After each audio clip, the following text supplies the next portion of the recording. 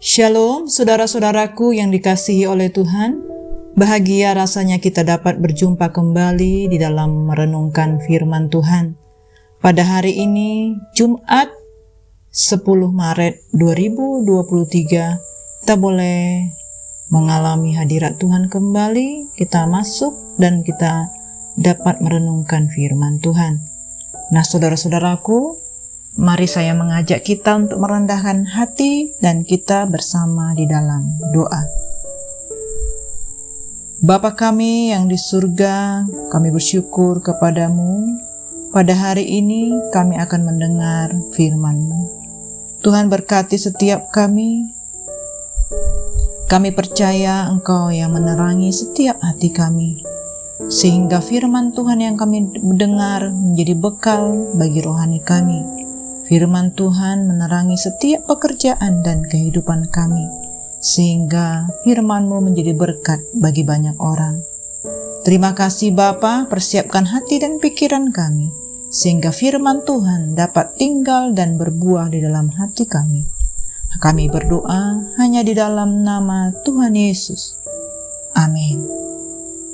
Nah, saudara-saudaraku yang dikasihi Tuhan, kita boleh bersama-sama mendengar firman Tuhan yang berjudul Aku Tidak Ingkar.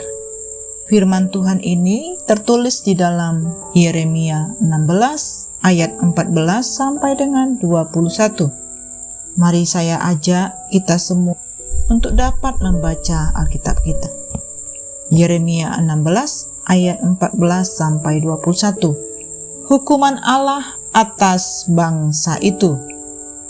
Sebab itu demikianlah firman Tuhan, sesungguhnya waktunya akan datang, bahwa tidak dikatakan orang lagi, demi Tuhan yang hidup yang menuntun orang Israel keluar dari tanah Mesir, melainkan demi Tuhan yang hidup yang menuntun orang Israel keluar dari tanah utara dan dari segala negeri kemana Ia telah mencerai-beraikan mereka. Sebab aku akan membawa mereka pulang ke tanah yang telah kuberikan kepada nenek moyang mereka. Sesungguhnya aku mau menyuruh banyak penangkap ikan, demikianlah firman Tuhan, yang akan menangkap mereka. Sesudah itu aku mau menyuruh banyak pemburu yang akan memburu mereka dari atas segala gunung dan dari atas segala bukit dan dari celah-celah bukit batu. Sebab aku mengamat-amati segala tingkah langkah mereka. Semuanya itu tidak tersembunyi dari pandanganku, dan kesalahan mereka pun tidak terlindung di depan mataku. Aku akan mengganjar 2 kali lipat kesalahan dan dosa mereka, oleh karena mereka telah menajiskan negeriku dengan bangkai dewa-dewa mereka yang menjijikkan, dan telah memenuhi tanah milikku dengan perbuatan mereka yang keji.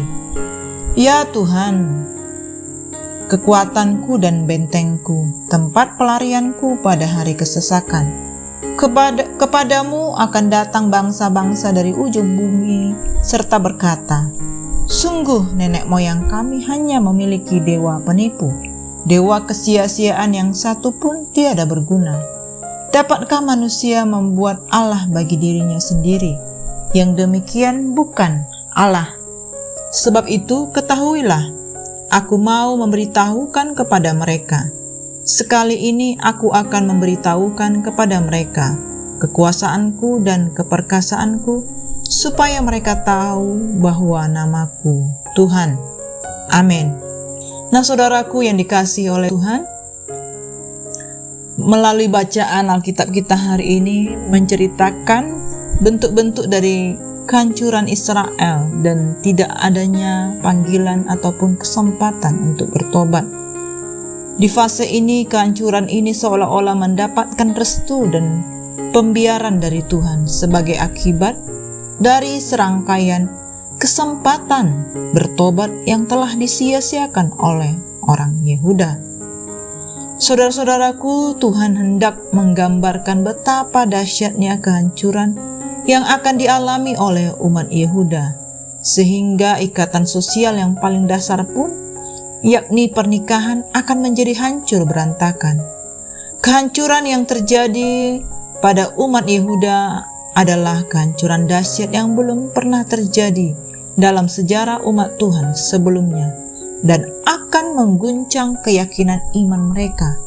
Sekalipun demikian, yang amat mengherankan adalah bukannya pengumuman yang datang melalui hukuman Tuhan, melainkan ketidakpedulian umat Yehuda terhadap penghukuman ataupun pengumuman dari penghukuman tersebut.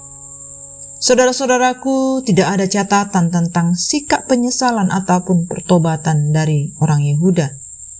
Mereka menolak teguran dan kecaman Allah.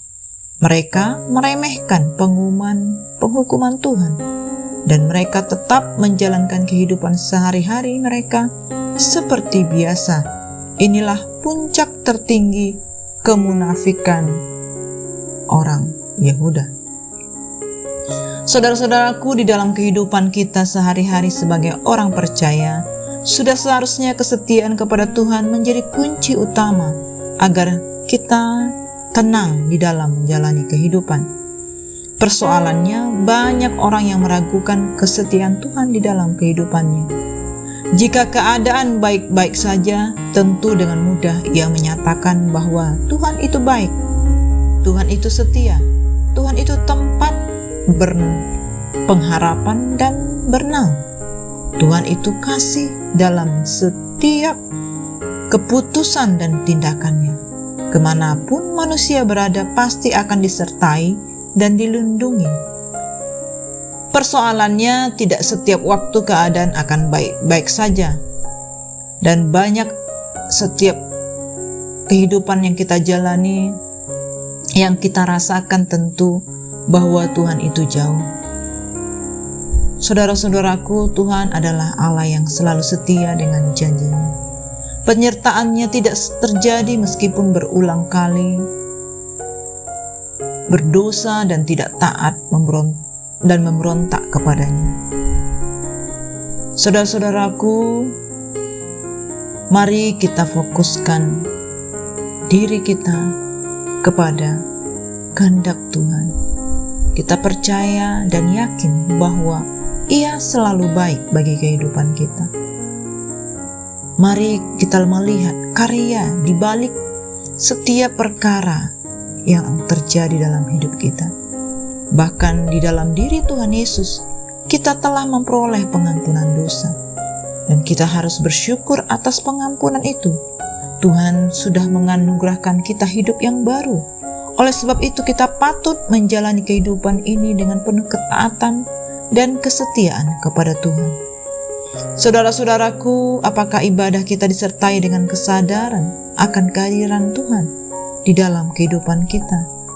Dan marilah kita menyelaraskan hidup kita dengan iman yang terucap dari mulut kita dan tidak ingkar dengan komitmen kita. Amin. Demikianlah renungan pada hari ini, saudara-saudaraku. Kita boleh deklarasikan di hadapan Tuhan, aku tidak ingkar akan Engkau. Aku tetap mengiring dan tetap mengikut Engkau. Apapun yang terjadi, aku tetap mau ada di dalam track-nya Tuhan. Terima kasih buat saudara-saudaraku yang tetap setia mengikuti renungan ini. Mari kita satukan hati dan kita berdoa. Bapa kami yang di surga, terima kasih untuk firman-Mu yang sudah kami dengar. Ya Tuhan, kami percaya Roh Kudus yang mengajar kami untuk mampu mentaati perintah Tuhan di dalam kehidupan kami. Kami mau berjalan bersama-sama dengan Engkau untuk melakukan perkara yang besar. Ya Tuhan, kami mohon kiranya berkatilah seluruh umat-umat-Mu dimanapun saat ini berada, yang sedang sakit, yang sedang memiliki masalah, terus khususnya yang mengalami bencana, yang mengalami masalah-masalah secara pribadi.